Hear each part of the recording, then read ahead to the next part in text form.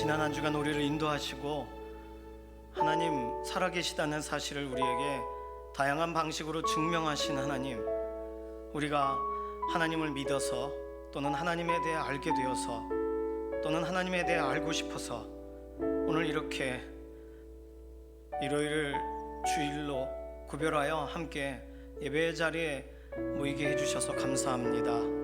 알고 싶은 사람들은 알아지게 하시고, 알게 된 분들은 믿어지게 하시고, 믿어진 분들은 하나님을 인정하며 의지하며 나아가는 정말 새로운 한 주간, 새로운 한 달 되도록 우리 오늘 이 예배를 붙드시고 하나님의 선하신 계획 가운데 우리를 채우시고 인도하여 주시옵소서. 함께 하고 싶지만 현장에 나올 수 없는 연약한 가운데 있는 우리 교우분들을 기억하셔서 병상에서 붙드시고 골방에서 개인 예배할 때 하나님께서 받으시고 함께 현장에 나올 수 있는 기쁨을 다시 한번 누리게 하여 주시옵소서. 감사드리며 살아계신 예수님의 이름으로 기도드립니다. 아멘. 옆에 있는 분하고 인사하겠습니다. 새로운 달 5월입니다. 네, 5월 또 첫 번째 주일, 오늘은 어린이 주일입니다. 어린이들이 어린이 부서에서 특별한 예배 시간이 있어요. 그래서 여기 오라고는 못하고요. 우리는 어린이 주일에 우리 다음 세대들을 위해서 더 기도하는 그런 특별한 오늘 주일 되시기를 소망합니다. 다 함께 일어나셔서 예배 기원송으로 찬양하며 나가도록 하겠습니다.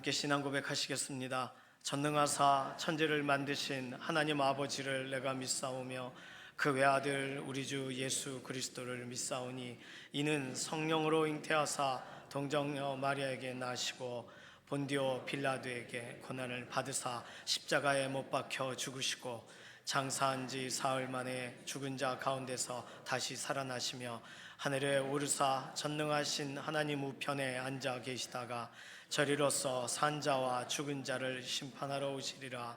성령을 믿사오며 거룩한 교회와 성도가 서로 교통하는 것과 죄를 사하여 주시는 것과 몸이 다시 사는 것과 영원히 사는 것을 믿사옵나이다. 아멘.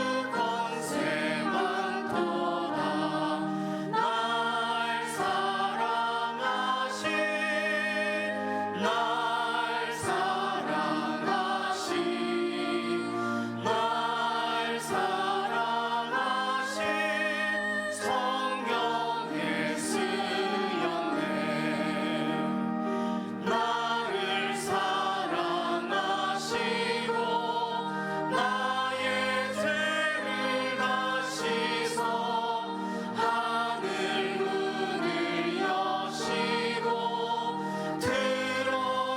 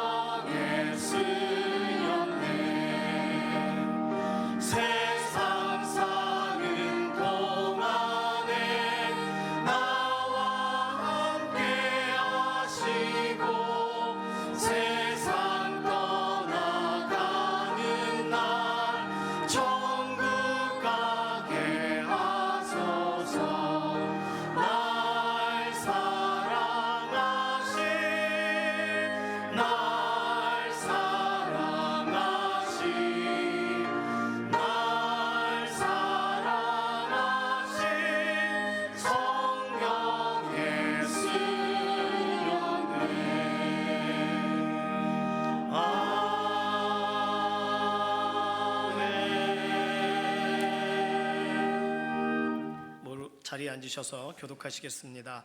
교독문 96번 어린이 주일입니다. 보라, 자식들은 여호와의 기업이요 대열매는 그의 상급이로다. 젊은 자의 자식은 장사의 수중의 화살 같으니 이것이 그의 화살도 가득한 자는 복되도다. 이르시되 진실로 너희에게 이르노니 너희가 돌이켜 어린아이들과 같이 되지 아니하면 곧 천국에 들어가지 못하리라. 그러므로 누구든지 이 어린아이와 같이 자기를 낮추는 사람이 천국에서 큰 자니, 또 누구든지 내 이름으로 이런 어린아이 하나를 영접하면 곧 나를 영접함인.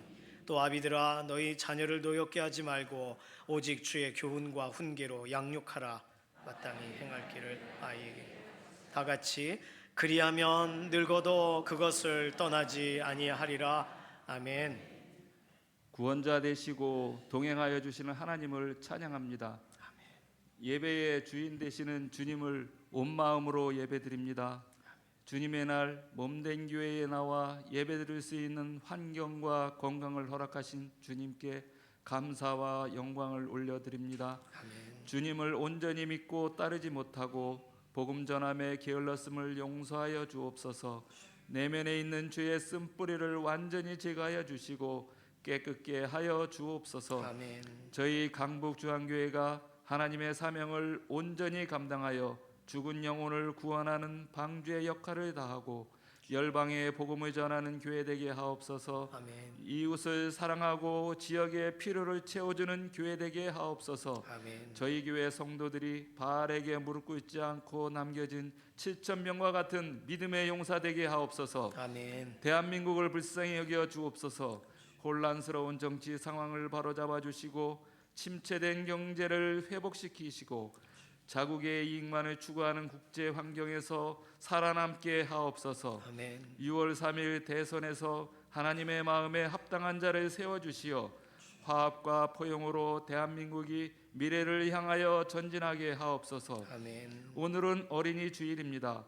어린아이를 안아주시고 안수하여 주신 예수님을 본받아 어린이를 사랑하고 말씀으로 양육하며 다음 세대를 세워나가게 하옵소서. 아멘. 구재원 담임 목사님과 사역자들을 성령 충만하게 하셔서 사역을 감당하고 목양함에 부족함이 없게 하옵소서. 아멘. 각 부서와 목장의 리더들에게 복을 주시고 열정을 부어 주옵소서. 아멘. 말씀을 선포하시는 목사님, 성령의 두루마기를 입혀 주시어 진리의 말씀이 성도들의 영혼을 사로잡고 은혜가 넘치게 하옵소서. 아멘. 사탄마귀와의 싸움에서 승리하게 하옵소서. 아멘. 샬롬 찬양대의 찬양을 올려드리오니 흠양하여 주옵소서. 아멘. 대장과 지휘자 모든 대원들에게 보고해 주시고 기쁨과 감사가 넘치게 하옵소서. 아멘. 예배의 주인 되시고 어린아이를 사랑하신 예수님의 이름으로 감사 기도드리옵나이다. 아멘. 아멘.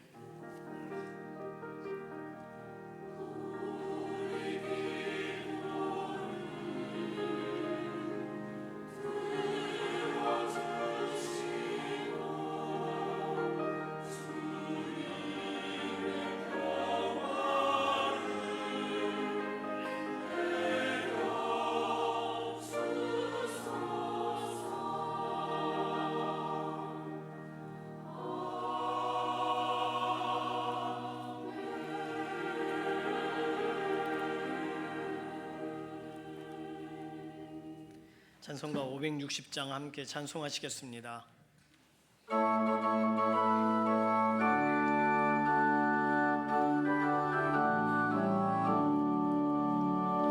주의 발자취를 따름이 어찌 즐거운 일 아닌가. 마음의 밝은 하늘 열리고 밝은 빛이 비친다. 발자취를 따라가자 기쁜 마음으로. 발자취를 따라가자 찬송하며 즐겁게. 주의 발자취를 따르니 어찌 행복한 일 아닌가. 마음의 악한 생각 사라져 밝은 마음 싹 든다.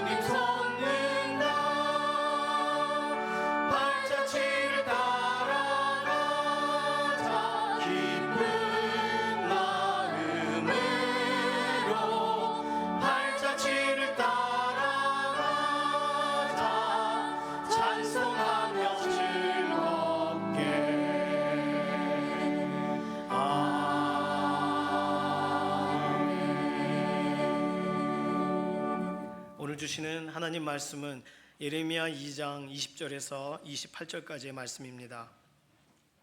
내가 옛적부터 내 멍에를 꺾고 내 결박을 끊으며 말하기를 나는 순종하지 아니하리라 하고 모든 높은 산 위에서와 모든 푸른 나무 아래에서 너는 몸을 굽혀 행음하도다. 내가 너를 순전한 참 종자 곧 귀한 포도나무로 심었거늘 내게 대하여 이방 포도나무의 악한 가지가 됨은 어찌 됨이냐.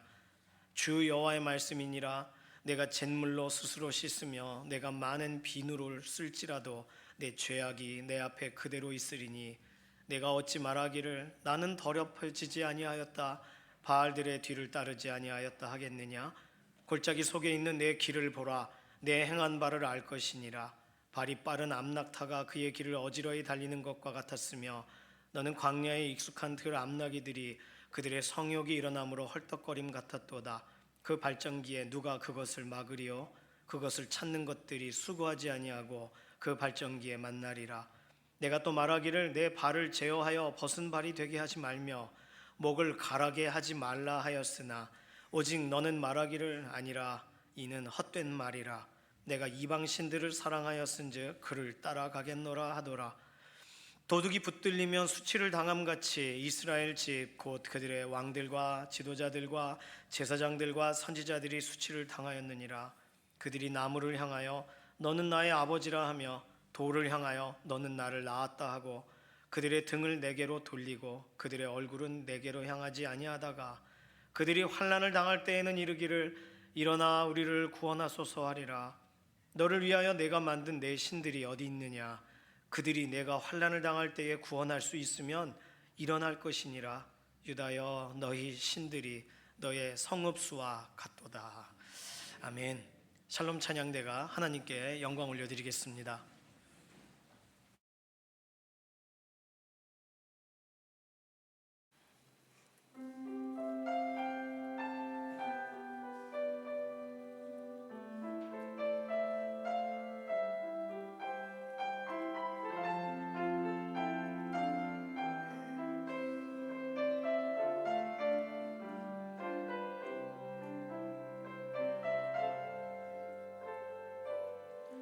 꽃보다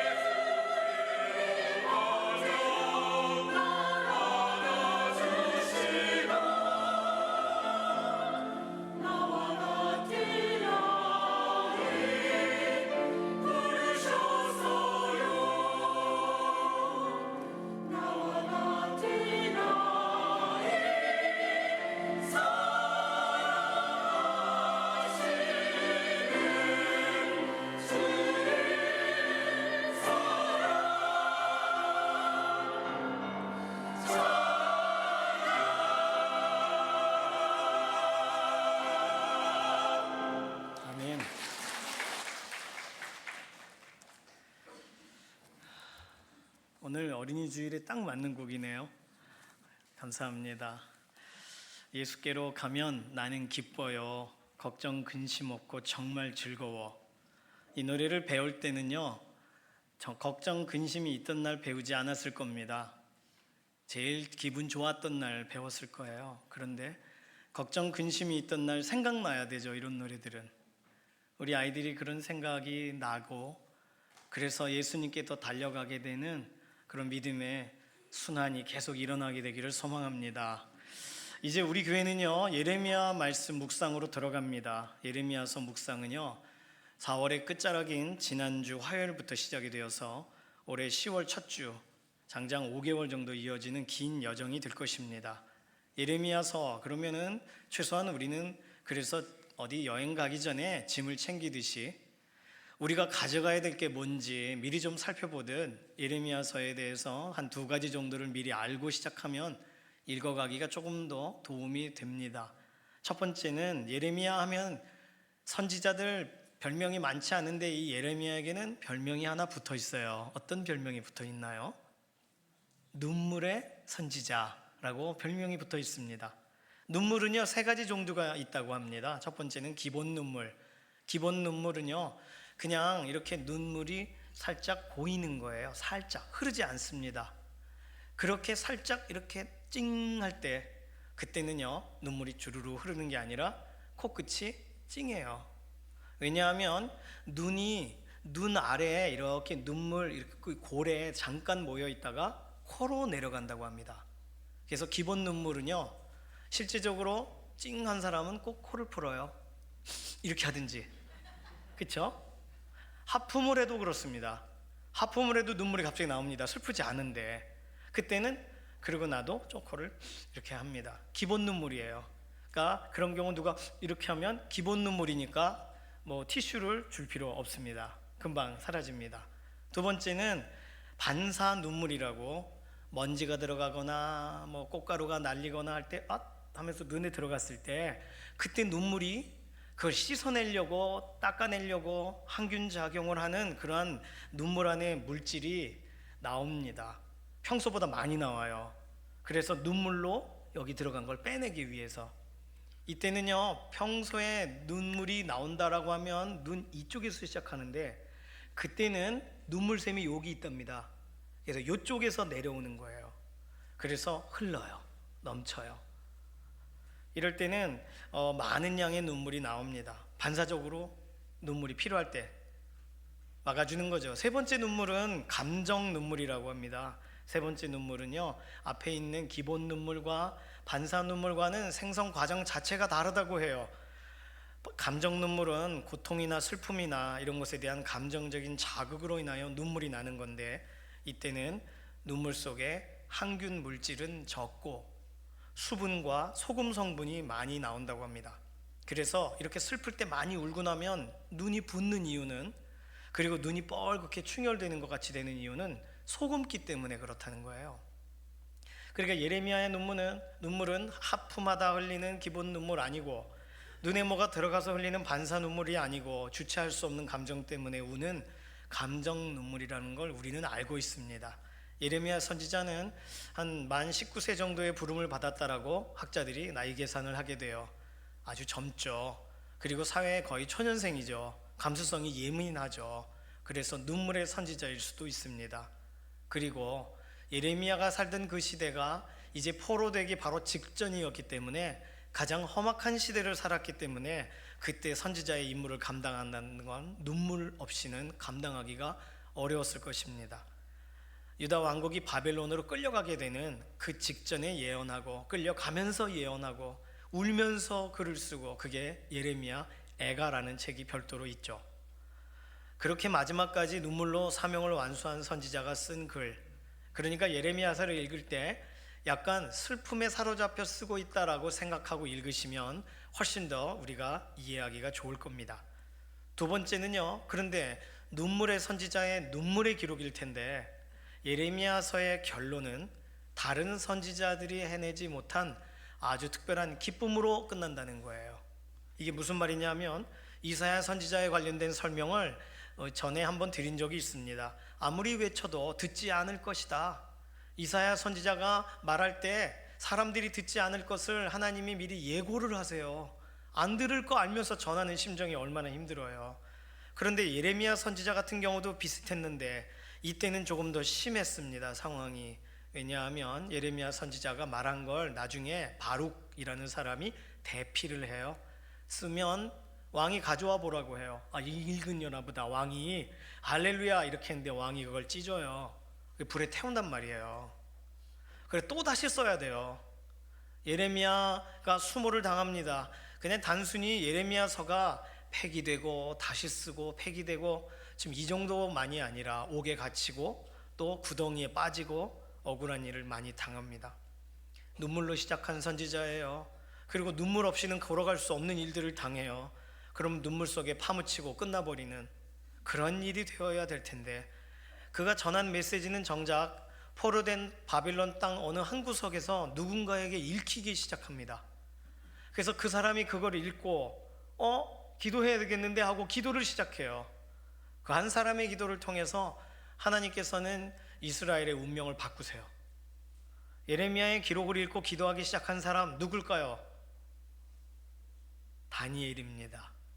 다니엘은 예레미야서를 읽었다라고 설명해요.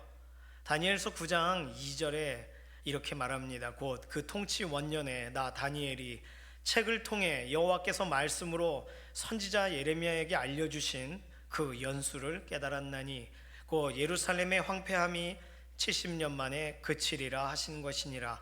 내가 금식하며 베옷을 입고 죄를 덮어쓰고 주 하나님께 기도하며 간구하기를 결심하고 내 하나님 여호와께 기도하며 자복하여 이르기를 크시고 두려워할 주 하나님 주를 사랑하고 주의 계명을 지키는 자를 위하여 언약을 지키시고 그에게 인자를 베푸시는 이시여 우리는 이미 범죄하여 패역하며 행악하며 반역하여 주의 법도와 규례를 떠나싸우며 우리가 또 주의 종 선지자들이 주의 이름으로 우리의 왕들과 우리의 고관과 조상들과 온 국민에게 말씀한 것을 듣지 아니하였나이다. 온 이스라엘이 주의 율법을 범하고 치우쳐 가서 주의 목소리를 듣지 아니하였으므로 이 저주가 우리에게 내렸으되 곧 하나님의 종 모세의 율법에 기록된 맹세대로 되었사오니 이는 우리가 주께 범죄하였음이니이다. 그러하온즉 우리 하나님이여 지금 주의 종의 기도와 간구를 들으시고 주를 위하여 주의 얼굴빛을 주의 황폐한 성소에 비추시옵소서. 나의 하나님이여 귀를 기울여 들으시며 눈을 떠서 우리의 황폐한 상황과 주의 이름으로 일컫는 성을 보옵소서. 우리가 주 앞에 간구하옵는 것은 우리의 공의를 의지하여 하는 것이 아니요 주의 큰 긍휼을 의지하여 함이니이다. 주여 들으소서. 주여 용서하소서. 주여 귀를 기울이시고 행하소서. 지체하지 마옵소서. 나의 하나님이여 주 자신을 위하여 하시옵소서. 이는 주의 성과 주의 백성이 주의 이름으로 일컫는 바 됨이니이다. 다니엘 한 사람의 기도는 당시 예레미야서를 모르던 사람들까지 다 하나님 앞에 새로운 삶을 살아가도록 이끕니다. 찬송가 중에 이런 구절이 있죠. 그 약속 따라서 힘써 간구하오니 오 주여 내 기도 어서 들어주소서. 이게 다니엘의 기도예요. 그렇게 기도한 눈물의 기도에 하나님이 응답하신 줄로 믿습니다. 하나님은 약속하시고 하나님은 하시겠죠. 그러나 하나님께 기도하고 해주세요 라고 하는 하나님의 약속을 의지한 사람의 기도에 더 빠르게 반응하시는 줄로 믿습니다. 이거 한 사람의 기도자가 얼마나 중요한지, 끝까지 기도하는 그 한 사람이 얼마나 중요한가를 말해주는 장면입니다. 그리고 조금 늦었더라도, 조금 나중에 알게 되었더라도 그때부터 기도하는 것을 놓치면 안 된다는 것을 보여주는 하나의 장면이에요. 그렇습니다. 예레미야를 통해 하나님께서 말씀하신 일은 이렇게 이루어집니다. 눈물로 예언하고 감당할 수 없는 상황을 경험했지만 누군가의 눈물의 기도를 깨우고 한 번도 울어본 적이 없는 사람들까지 포로된 곳에서 되돌아오게 하는 그 역사, 그 역사의 현장에 예레미야가 선언하고 선포한 내용이 기록이 되어 있습니다.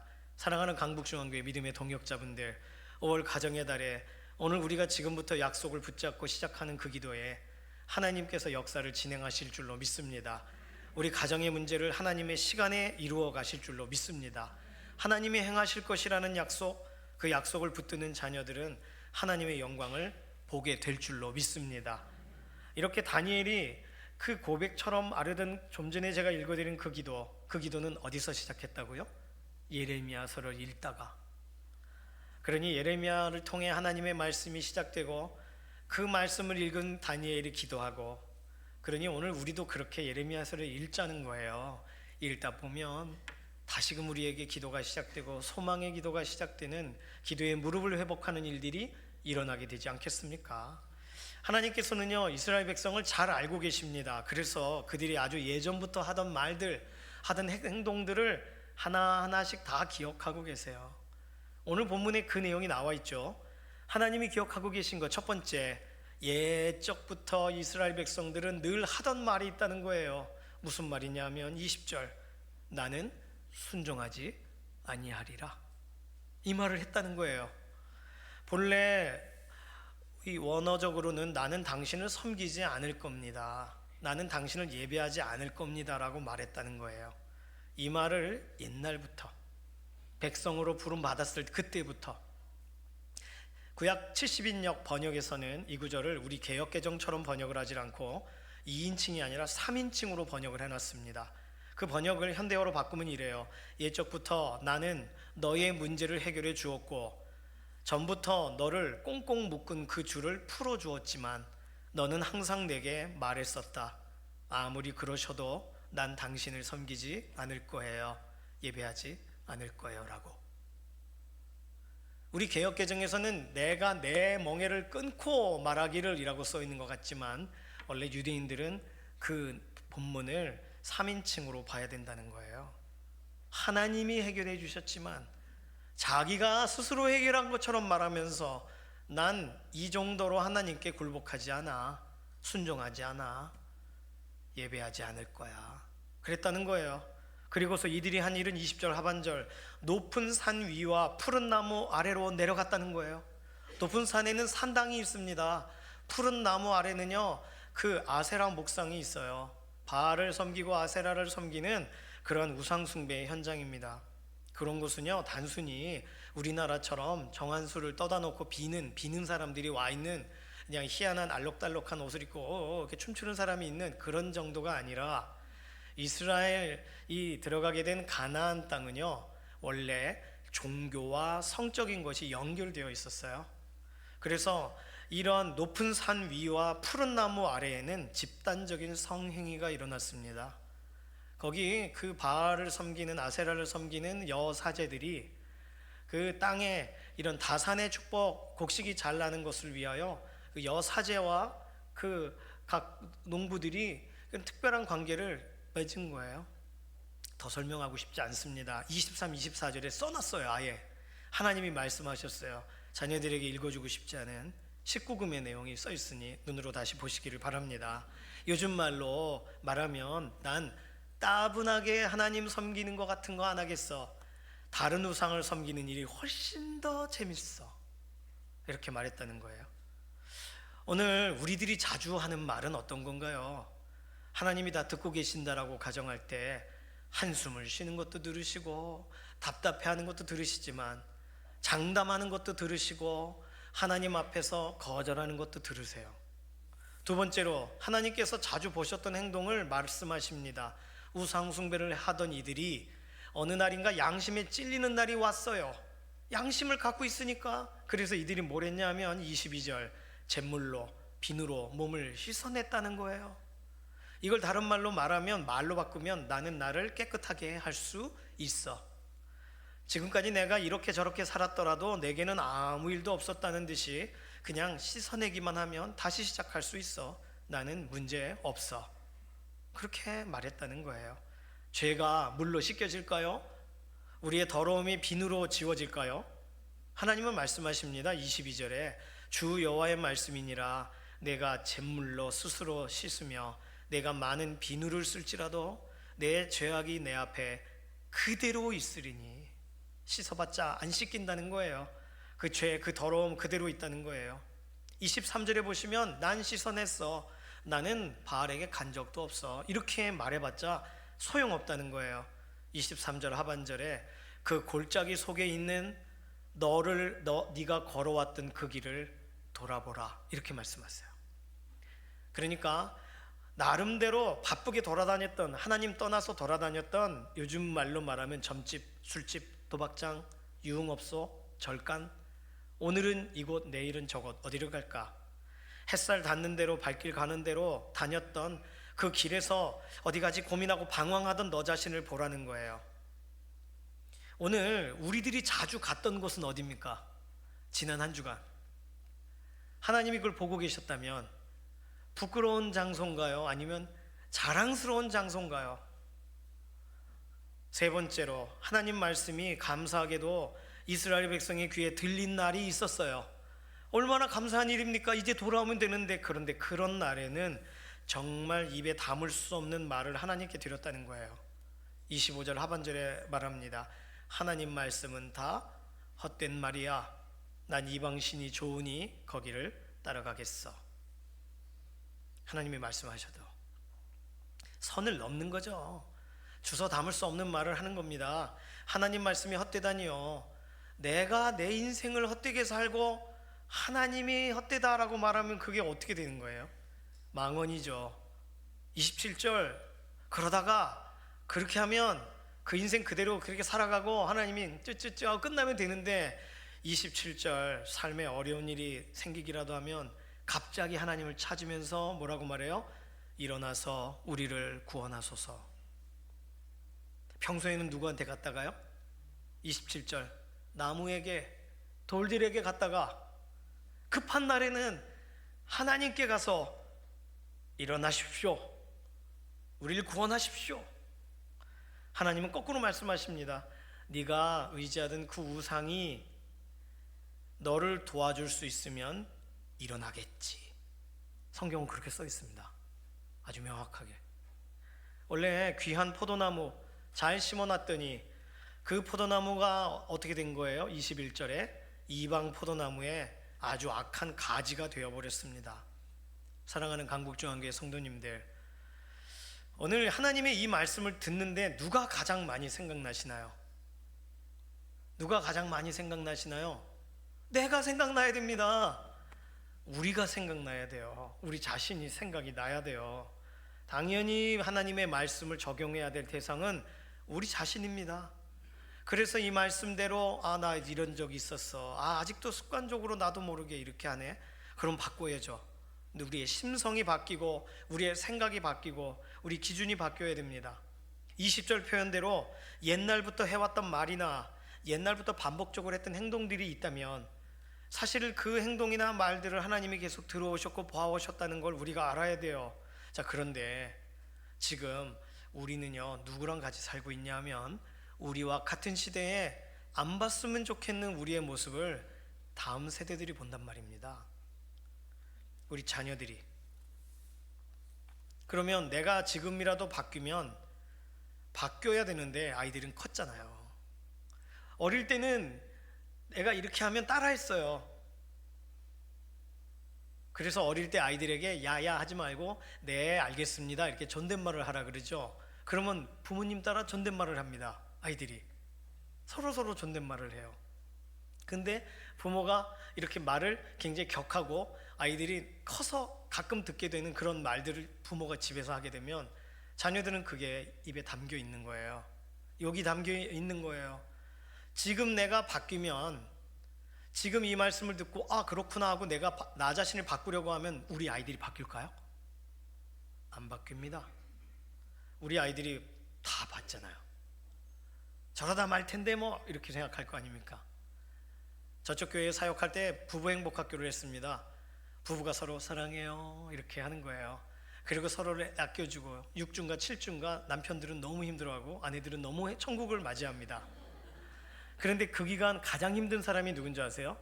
자녀들이에요. 집에 가서 적용하라고 하니까 사랑해 딸, 사랑해 아들, 뭐 힘든 건 없어 이렇게. 평소에는 아무 말도 안 했는데 밥이나 먹으라 이렇게 했던 아빠가 사랑해 이리 와 안아줄게 막. 왜 그러는 거야 도대체? 뭘 배워온 거야? 그래서 그 기간 동안을 가족 모두가 힘들게 보내다가 결국은 부부 행복학교에 꿈을 꿨던 그 아내들은 절망한 채 그 삶을 살아가고 남편과 아이들은 평소처럼 다시 도루묵이 되어버립니다. 그런 일을 반복적으로 보는 거예요. 그러나 그런 도전이 필요하니까 학교를 하는 거죠. 오늘 우리들이 그렇구나, 할렐루야, 그리고 집에 가서 아이들하고 얘기할 때 아이들이 눈을 반짝이며 할렐루야, 정말 그러합니다, 부모님 말씀대로 따르겠습니다, 그러나요? 안 그럽니다. 네, 이렇게 하죠. 알겠습니다, 해보시죠. 내가 바뀌어도 늦었습니다. 우리 아이들을 바꾸기 어려워요. 본을 보이기에는 더 늦었어요. 어떻게 보면 내가 이 말씀을 적용하기는 빠른 시간이지만 자녀들에게 이 말씀을 적용하기는 늦어요. 그러면 어떻게 해야 될까요? 오늘 나에게 적용한 말씀 좋아서 자녀들에게 나눠야 되는데 어떻게 해야 될까요? 안 들을 텐데, 저러다 말겠지 할 텐데 어떻게 해야 되나요? 오늘 본문에 보면 이스라엘 백성들이 아주 하나님의 말씀을 거절하던 이 세 가지 말씀이 있습니다. 그 말씀을 가지고 우리 자신에게 적용하시고 또 자녀들에게도 말해줄 필요가 있어요. 그 말씀들을 살펴볼까요? 23절이 첫 번째입니다. 내 길을 보라, 내 행한 바를 알 것이라. 내 길을 보라. 거울만 봐도 내가 무엇이 묻었는지 압니다. 내가 걸어온 길만 돌아봐도 내가 어떻게 살아왔는지를 한 번에 파악할 수 있어요. 길을 걸으면서 땅콩을 먹는다고 생각해 보세요. 그러면 땅콩을 난 먹었을 뿐인데 무슨 잘못인가요? 그런데 경찰이 와서 말합니다. 당신이 껍질을 계속 흘리고 갔잖아. 껍질 떨어뜨리는 건 생각 안 나요. 먹은 거밖에 생각이 안 난다고요. 돌아봐야 알 수 있어요, 흔적을. 그래서 어린아이들이 지금 막 정신없고 분에 차 있고 부모가 야단을 쳐도 왜 나에게 야단을 치는지를 모른 채 눈만 소처럼 꿈뻑거릴 때가 있습니다. 그 아이들을 위하여 사실 고안된 장치가 생각의자라는 거예요. 부모님은 아이를 야단치기보다 네가 무엇을 잘못했는지 저기 앉아가지고 5분 동안 생각해봐. 그러면 의자에 탁 씩씩거리면서 앉습니다. 그리고 좀 전에 자기가 이 거실을 난장판을 만든 현장을 5분 내내 지켜보는 거죠. 내가 저렇게 했구나. 좀 전에 어머니한테 뭐라고 삿대질만 안 했지 뭐라고 막 말했던 그 말들이 절반은 욕설이었구나. 이걸 깨닫는 거예요. 5분간의 생각의자. 그러니까 내가 지금까지 걸어왔던 길을 돌아봐라. 되게 중요한 이야기죠. 하나님은 그렇게 우리를 생각의자에 앉히기를 원하십니다. 다른 말보다 이것이 제일 중요해요. 내 길을 돌아봐라. 지금까지 걸어왔던 길들을 다시 한번 돌아보라. 우리 자신에게 적용하시고 자녀들에게 말해줘야 되는 줄로 믿습니다. 두 번째는요, 내 발을 다스려라. 25절에 써 있습니다. 내 발을 제어하여 벗은 발이 되게 하지 말라.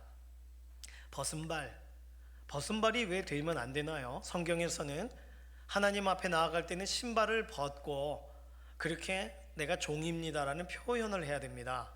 그런데 잘 생각해 보시면 모세가 하나님 앞에 신발을 벗은 이후에 계속 맨발로 다녔나요? 아마 아닐 거예요. 하나님을 인정하는 순간에 신을 벗고 하나님을 따라가는 동안 우리는 복음의 신을 신고 따라가야 됩니다. 마찬가지죠.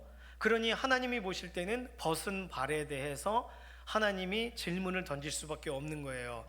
지금 나를 인정하느라 발을 벗은 게 아닌데, 양말을 벗고 신을 벗은 게 아닌데 왜 맨발 채로 다니냐는 거예요. 주로 언제 맨발로 다니시나요?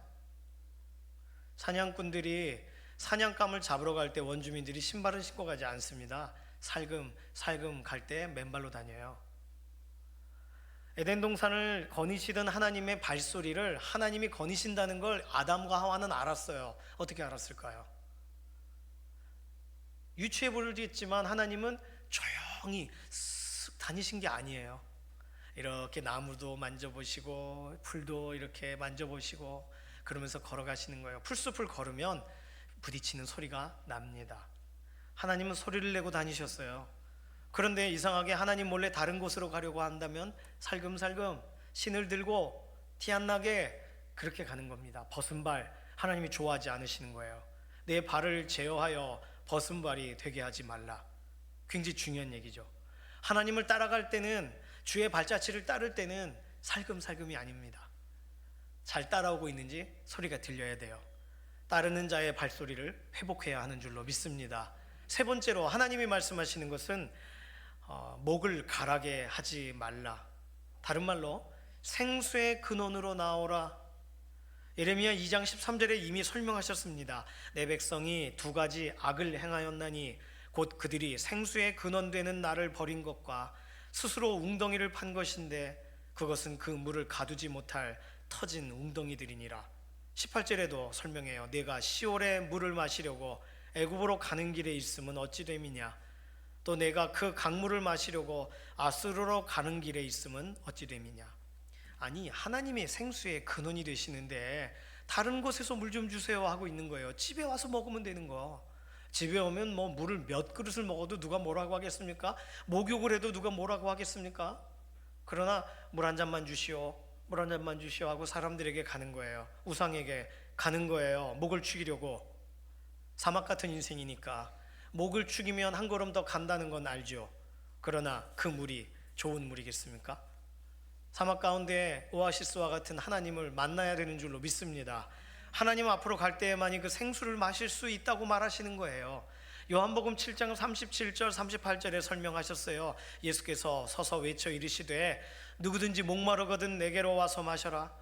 나를 믿는 자는 성경의 이름과 같이 그 배에서 생수의 강이 흘러나오리라.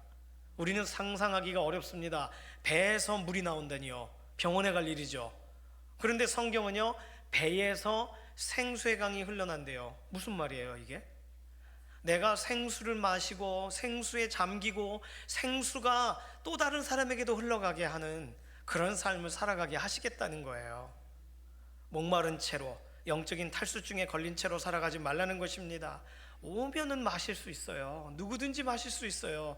누구든지 목마르거든 내게로 와서 마셔라. 우리 예수님은 생수의 근원이 되시는 줄로 믿습니다. 그러니 오늘 우리들도 목말라 할 때, 다른 것으로 인한 갈증을 가질 때 우리 하나님 아버지 앞으로, 예수 그리스도 앞으로 나아가시고 우리 자녀들에게도 이 얘기를 해줘야 됩니다. 자, 그런데요, 지금 좀 전에 하나님이 말씀하신 이 내용들은 부모님들이 일반적으로 자녀들에게 하는 말입니다. 너 자신을 좀 돌아봐라. 어떻게 말하죠? 네 꼬라지를 보라. 이렇게 말합니다. 두 번째, 딴 데 가지 말고 집으로 돌아와라. 이런 표현 써줍니다. 또 물 좀 마시고 살아라. 이런 말 안 하시나요? 물을 도통 먹지 않고 저희 아이는 물통을 가져간 채 그대로 가져오는 날이 있더라고요. 그래서 안 마실 물을 왜 가져가니? 그랬어요. 물을 마셔야죠. 때마다 물 좀 마시고 그래야 몸의 순환이 돌죠. 부모님이 건강을 위해서 하는 말이기도 하고 우리 삶을 돌아보게 하기 위해 하는 말이기도 합니다. 그렇다면 부모님이 자녀에게 나름 하시던 말과 지금 하나님이 나름 하시는 말씀과 무슨 차이가 있는 거예요? 예레미야에 말하고 있는 이 말씀들의 차이는 무엇입니까? 첫 번째는 부모님은 그 타이밍을 놓치고 말한다는 거예요. 아, 오늘 하루 종일 목말라 죽는 줄 알았어요. 그러면 그러니까 물을 챙기고 다녀야지라고 나중에 말한다는 거예요.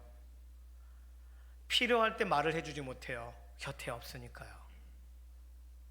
저녁이나 돼야 하루를 돌아볼 때 겨우 해줄까? 부모는 타이밍을 놓칠 수 있어요. 두 번째는 부모는 자녀와 영원히 동행하지 않습니다. 영원히 있으면 좋죠. 마음은 원이로되 육신이 약한 거예요. 앞서 가십니다. 그러니까 그 얘기를 들을 수가 없는 거예요, 자녀들이. 세 번째, 이것이 굉장히 중요한데 우리가 자녀들에게 이 말을 한다고 해서 무슨 공신력이 있고 어떠한 권위가 있겠습니까? 귀에 그냥 못이 박히는 거죠. 그냥 불편한 말 또 듣는 거죠. 잔소리죠. 그러나 하나님이 하신 말씀이라는 거예요, 이 말이. 최근에 저희 아이 중에 한 명이, 누군지 밝히지 않겠습니다. 프라이버시기 때문인데요, 그 아이 한 명이 미친 것 같아 이런 표현을 쓰더라고요. 친구들에 대해서 말할 때, 그러니까 욕을 할 수는 없고 또 그렇다고 괜찮은 아이예요 이렇게 거짓말은 할 수 없고 그 상태를 말할 때 정상이 아니에요 라는 표현을 미친 것 같아요. 그걸 좀 재밌게 말하더라고요. 가볍게 말해요. 근데 제가 하도 들으니까 언제 이런 표현을 쓰냐면 정말 기분 좋을 때도 이 표현을 쓰고 기분이 썩 안 좋을 때도 미친 거 아니야? 이렇게 쓰더라고요. 제가 그 말을 듣다가 전도서 9장 3절을 읽어줬습니다. 모든 사람의 결국은 일반이라 이것은 해 아래에서 행해지는 모든 일 중에 악한 것이니 곧 인생의 마음에는 악이 가득하여 그들의 평생에 미친 마음을 품고 있다가 후에는 죽은 자에게로 돌아가는 것이라.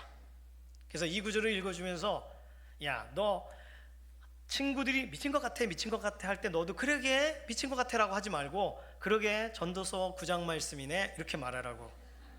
그리고 정말 미친 것 같아 미친 거 아니야 라는 말을 쓰고 싶으면 성경에 있는 표현이다. 평생 미친 마음을 품고 살아간다. 사람들은 죽으면 다 그냥 그곳으로 돌아간다. 이 구절이 믿어져서 말을 하는 거면 그렇게 말을 해라. 이 구절과 상관없이 말하는 거면 하지 마라. 여러분이 감시자가 돼주시기 바랍니다. 저희 둘 중에 한 명의 입에서 나올 거예요. 흥분된 상태, 즐거운 상태에서 말할 거예요. 전화하면서 그러면 전도서 9장 3절 말해 주시기를 바랍니다. 계속적으로 말해줘야 돼요. 신비에 새겨줘야 돼요. 아, 그래, 세상은 다 그래, 세상은 요지경이야, 미친 마음을 품고 살고 있어. 그래서 출발한 표현이면 문제 없잖아요. 어렵습니다. 네, 자녀들에게 말해주라는 거예요. 내 권위로요? 아니요, 내 권위로 말했더니 듣지를 않아요. 전도서 읽어주니까 눈이 3배는 커지더라고요. 깜짝 놀라면서 평소에 내가 했던 말인데 그런 말 집에서 쓰지 마, 엄마 아빠가 쓰니 그럼 아니네. 그러고는 또 써요. 친구들하고 쓰던 말을. 그 제어할 수 있는 방법은 단 하나입니다. 하나님이 하지 말라 그러셔. 하나님이 주신 말씀 때문에 하는 거면 해. 그러면 아이들은 태도를 분명하게 할 거예요. 오늘 우리들은 같이 살고 있다 보니까 친구 같기도 하고, 친구 같으면 더 말을 안 듣습니다. 자녀들도 이제 크거든요. 아빠 이거 알아요? 하는데 모르겠어요. 뭐 어느 왕이 뭘 했는지 제가 헷갈리더라고요. 대동법은 누가 있고 막 헷갈리더라고요. 그것을 판단하고 저에게 정죄하는 것은 저희 아이들입니다. 왜냐하면 성장하는 중에 최신 지식을 가지고 있으니까요.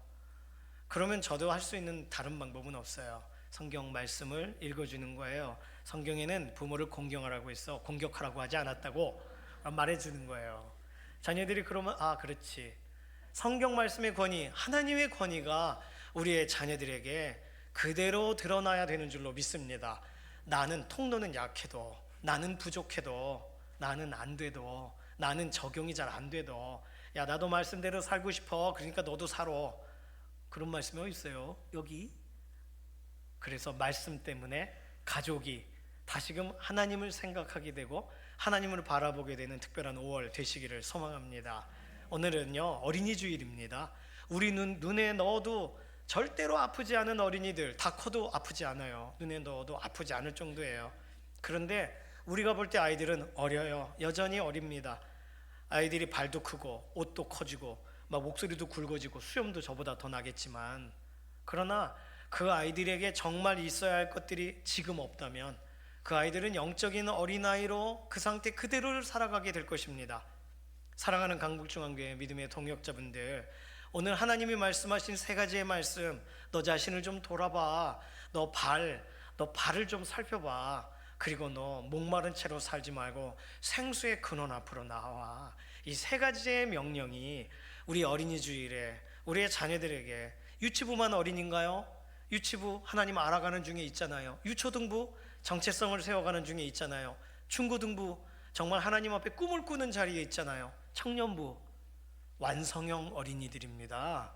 청년부 위에 진짜 기도 많이 해주셔야 돼요. 회사에서는 어린이잖아요.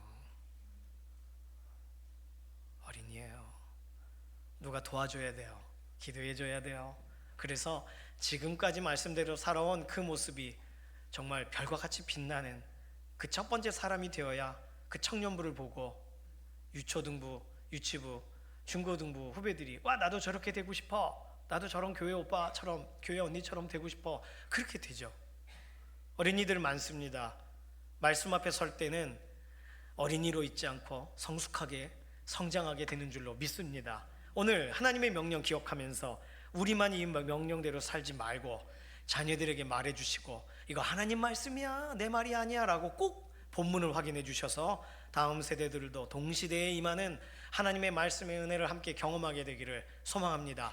우리 같이 찬양할까요? 목마른 사슴이 시냇물을 찾아 헤맵니다. 알고 계시는 것처럼 목마른 사슴이 제때 물을 못 먹으면 미친대요. 저희 아이가 자주 쓰는 그 표현을 하는 거예요. 혼절한대요. 그래서 목마른 사슴이 물을 찾아다닐 때는 정말 제정신이 아닌 것처럼 찾는데요. 그렇게 찾고 계시나요? 내 영혼이 주를 찾기에 갈급합니다. 그곳에서 만족이 있고 그곳에서 소망이 있고 그곳에 우리를 시원케 하는 생수가 있으니까 그 사실을 우리도 알고 우리 자녀들도 알고 살아가게 하시옵소서. 우리 이러한 마음으로 같이 고백하며 나아가겠습니다. 목마른 사슴 시내 물을 찾아 헤매이듯이 내 영혼 주를 찾기에 내 영혼 주를 찾기에 갈급하나이다. 주님만이 나의 힘 나의 방패 주님만이 나의 힘 나의 방패 나의 참 소망 나의 몸 정성 다 바쳐서 주님 경배함. 2절 함께 올려서 부를까요? 금보다 귀한 나의 주님 금보다 귀한 나의 주님 내게 만족 주신 주 당신만이 나의 기쁨 당신만이 나의 기쁨 또한 나의 참고백 주님만이 나의 힘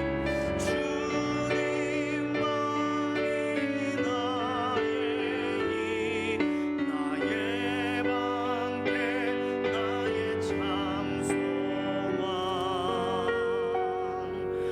나의 몸 정성 다 바쳐서 주님 경배합니다. 주님만이 나의 힘 나의 방패 주님만이 나의 힘 나의 방패 나의 참 소망 나의 몸 정성 다 바쳐서 주님 경배합니다. 목말라지기 전에 이 노래 더 많이 불러야 돼요. 다른 것과 예수님을 비교하고 그렇게 되기 전에 이 노래 더 많이 불러서 그래서 가장 위급한 날 이 노래가 생각나야 됩니다. 주님만의 나의 힘 나의 방패 나의 참 소망 다른 곳에 찾아봐도 주님 같은 분이 없으시더라고요. 이 고백이 돼야 되니까요. 우리 자녀들 그렇게 되도록 우리 기도할까요? 목마른 사슴처럼 헤매지 않도록 다음 세대들 영적인 갈증으로부터 일어서도록 그들이 어긋난 길을 걷는다면 그 길에서 돌이키도록 자기 걸음을 다스리지 못한다면 그 발을 제어하도록 그래서 하나님의 말씀 앞으로 우리 주 예수 그리스도 앞으로 나아가 생수를 경험하는 5월 가정의 달이 되게 해달라고 이 시간 주여 한번 부르짖고 통성으로 기도합니다. 주여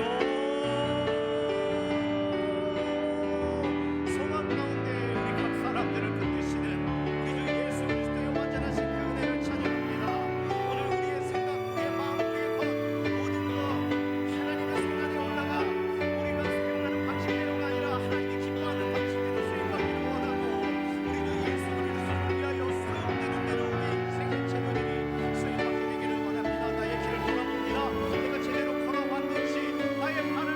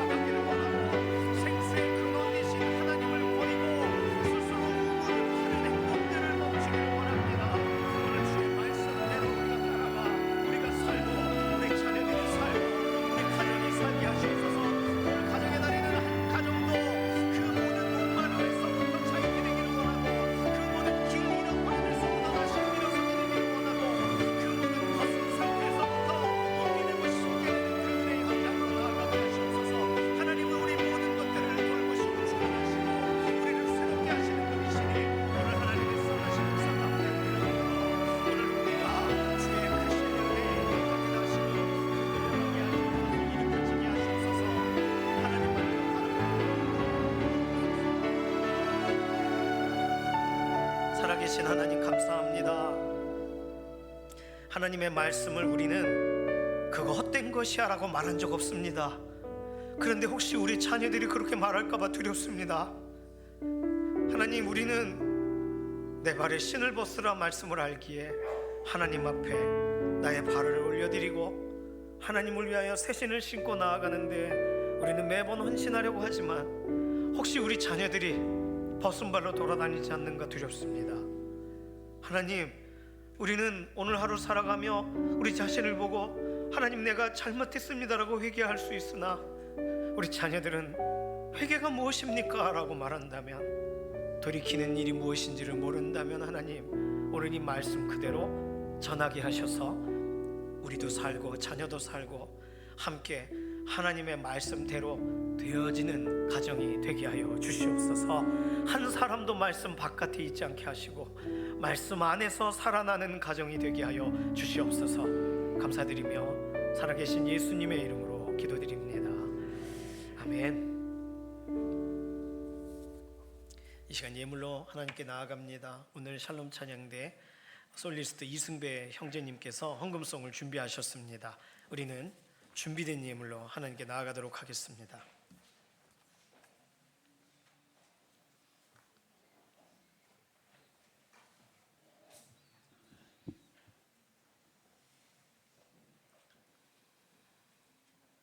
할렐루야. 하나님 아버지 감사합니다. 오늘 5월 첫째 주 주님 전으로 인도하여 주심에 감사드립니다. 구원받은 자의 기쁨을 누리게 하신 하나님께 구별하여 준비한 예물을 드리오니 우리의 허물을 용서해 주시고 이 예물을 받아 주시옵소서. 아멘. 우리에게 허락하신 모든 것이 주님 것이오나 그 중에 구별하여 작은 것을 바칩니다. 모여진 이 예물들이 주의 사업을 위해 쓰여지는 곳곳마다 영광이 나타나길 원합니다. 아멘. 바쳐진 손길들을 기억하시어 그 손길과 그 가정들이 생명력 있는 성도가 되게 하옵시고 물질만이 아니라 우리의 몸과 마음을 함께 얹어 봉헌하오니 주님 받아 주시옵소서. 아멘. 예수 그리스도의 이름으로 기도드립니다. 아멘.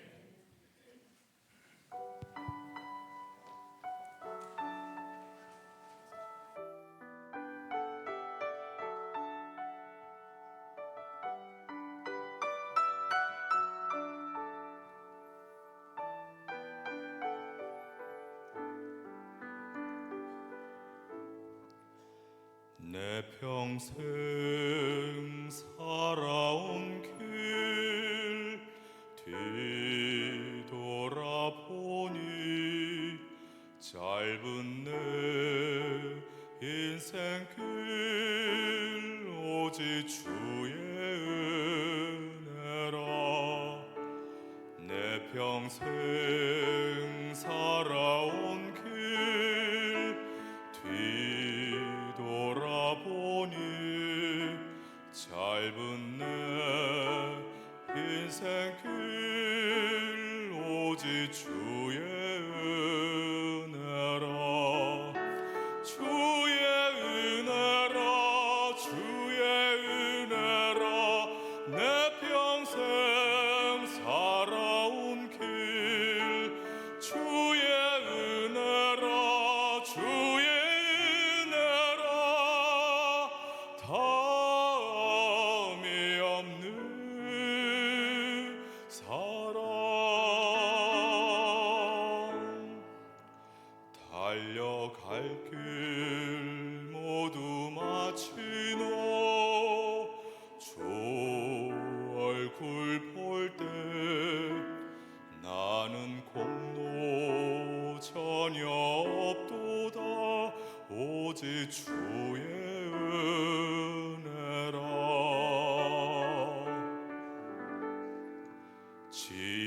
지금까지 지내온 것 주의 크신 은혜라.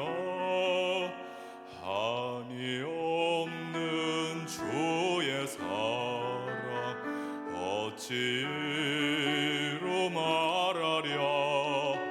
자나깨나 주의 손이 항상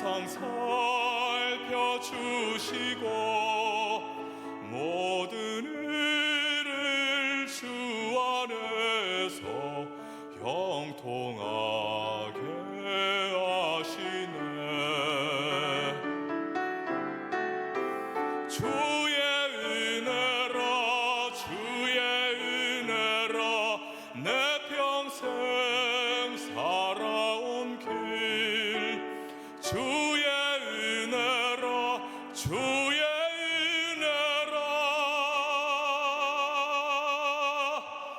다함이 없는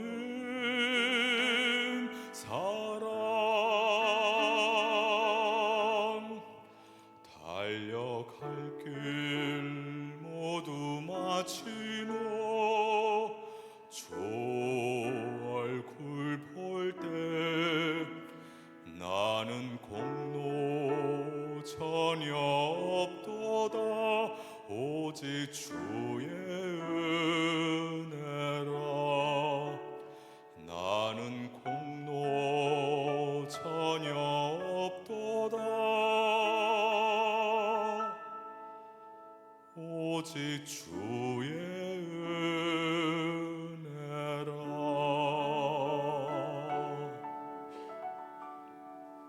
아멘.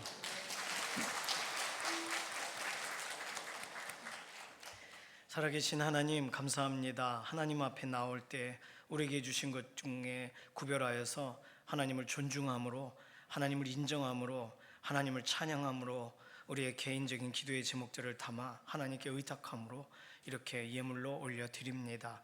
예물이 쓰이는 곳마다 하나님의 영광이 드러나시기를 원하고, 우리의 삶에 비어있는 자리는 하늘의 신령한 복과 땅의 기름진 복으로 만족하게 하셔서 이번 한 주간도 하나님 살아계심을 더 많이 경험하는 은혜의 한 주간이 되게 하여 주시옵소서. 감사드리며 살아계신 예수님의 이름으로 기도드립니다. 아멘.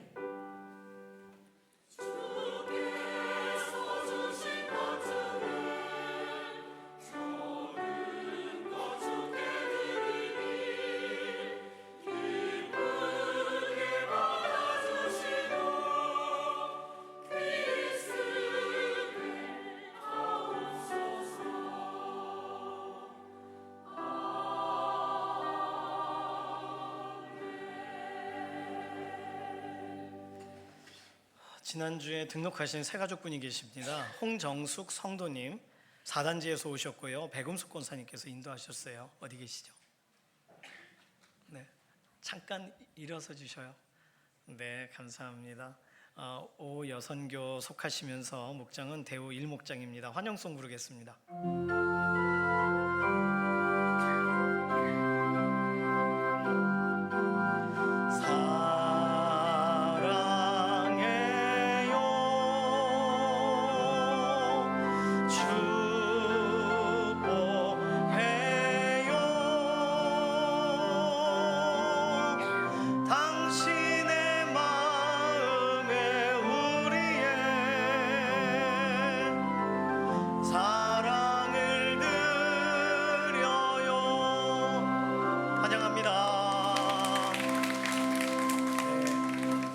예배 마치고 저하고 사진 찍고 가세요. 재직회가 바로 시작되기 때문에 밑에까지는 못 가겠고요. 3층 로비에서 잠깐 사진 찍도록 하겠습니다. 감사합니다. 지난주 화요일 날 김경철 장로님이 소천하셨어요. 그리고 5월 1일 목요일에 발인하셨습니다. 오늘 유가족분들 참여 예배에 오셨는데 앞으로 좀 나오시겠습니까?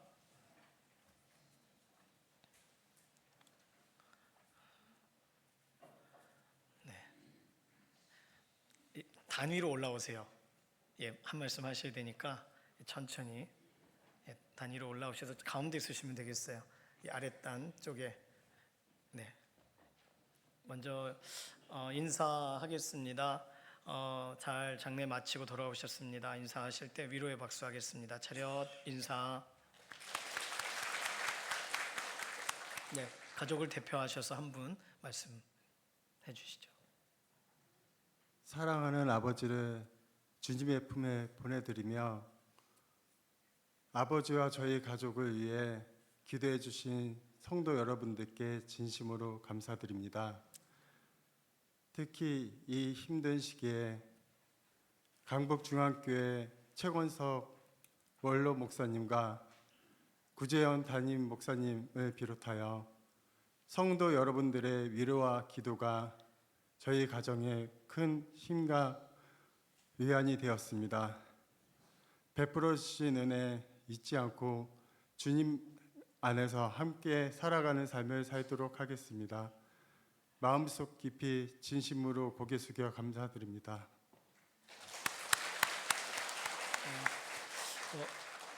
권사님 혹시 한 말씀 하시겠어요? 네, 들어가실 때까지 하셔요. 말씀하세요. 아유, 우리 김경철 장로님이 아주 아파 있을 때도요. 남은 가까운데 교회 나가자면 낳기만 하면 여기 날라온대요. 이 교회를 얼마나 사모했는지 몰랐어요. 그리고 그만큼 또 사랑도 많이 했거니만 또 많은 사랑을 받아가지고 너무 감사합니다. 우리 그 사랑 잊지 않고 주님 갈 때까지 늘 기도하겠습니다. 감사합니다. 네, 감사합니다.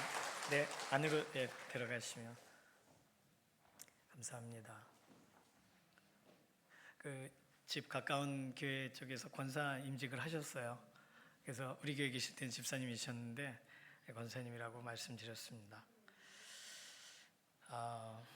2부 예배 마치고 이 자리에서 재직회가 있습니다. 재직회는요, 그 지하에 유초등부실 관계돼서 이렇게 바닥 공사 관련된 견적이 나와서 견적 관련된 설명을 드립니다. 재직되신 분들은 모두 참여해 주시기를 바랍니다.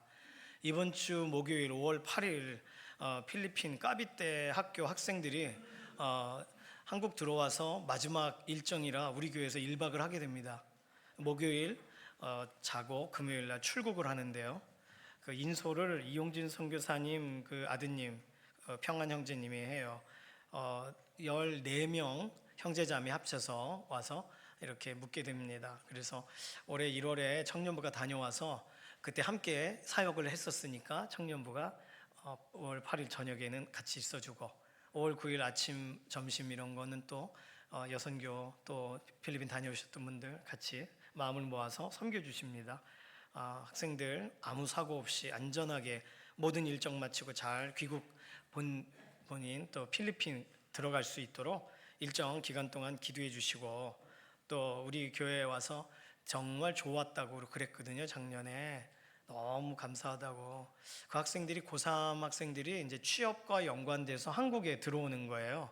형제들은 이제 이런 납땜 뭐라 그러죠? 그런 쪽 관련된 그런 군장대학교에서 특화된 이런 연결 MOU를 맺은 학교니까 그런 부분에 대해서도 듣고 자매들 같은 경우도 한국에 올 수 있는지 여기서 배워서 필리핀 나갈 수 있는지 이런 걸 알아보러 오는 거예요.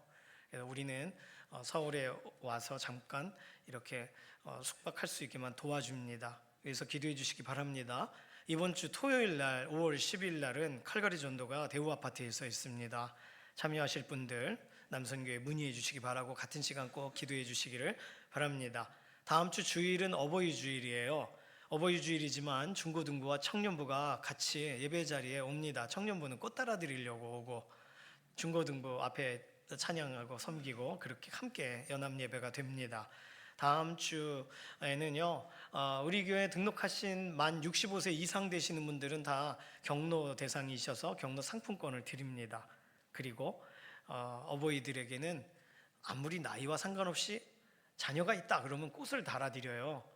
꽃을 달고 떼지 마세요. 부끄럽다고. 저도 처음엔 뗐어요. 숨기고. 그런데 그럴 필요 없습니다. 달아야 애들이 안 달아주잖아요. 우리가 달아드립니다. 저희 어머니 교회도 어느 날 그 어버이날에 꽃을 가져갔더니 야, 난 이미 받았어. 딱 그러시더라고요.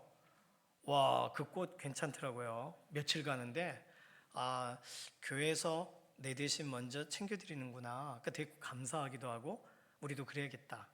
그런 마음으로 조화 아닌 생화로 합니다. 달고 계세요. 어버이날에 야, 나 받았어 주일에 이렇게 딱 한마디만 해주십시오. 그러니까 어버이들은 다 꽃을 받으시면 되겠어요. 5월 13일 이번 주는 아니지만 다음 주 지나면 화요일 날 효도관광이 있습니다. 효도관광은요 9시 20분에 교회에 모여요. 등록하신 분, 우리 교회 등록하신 분들만 가실 수 있어요.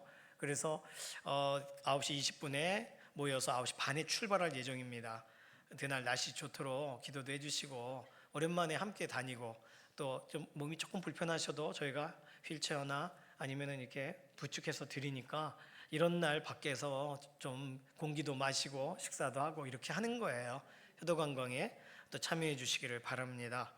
가족 사진을 원래 오늘 나눠드리기로 했는데 가족 사진을 찍고 보니까 유치부실에서 찍을 때는 조명이나 또는 배경 그림들을 가져오셨었는데 이번에는 그 배경 그림이 좀 짧기도 하고 생각만큼 예쁘게 사진이 잘 안 나왔어요. 다른 말로 사람은 괜찮은데 뒤 배경이 반사가 되거나 이런 일이 있어서 보정하는데 시간이 조금 걸려요. 그래서 한 주 정도 더 기다려야 될 것 같습니다. 4월 말에 딱 드려야 되는데 가정의 달 5월에 사진을 받게 되셨습니다. 한 주 정도만 좀 더 기다려 주셔서 사진을 받아보시면 너 얼굴을 고쳐드리진 않아요. 그런 거를 생각하지 마시고 배경만 이렇게 바꿔집니다. 그래서 가족 사진 다음 주에 꼭 받으시기 바랍니다. 다른 부분은 광고, 주보 광고를 참조해 주시기를 바랍니다. 이제 모두 자리에서 일어나셔서 손을 들고 마지막 찬송 부르시고 우리 삶의 예배 자리로 나가도록 하겠습니다.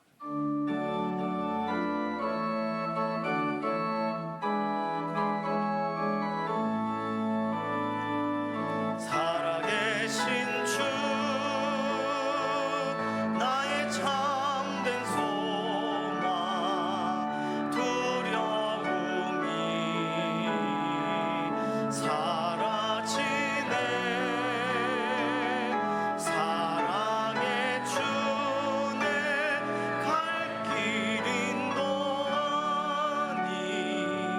내 모든 삶의 기쁨 늘 충만하네.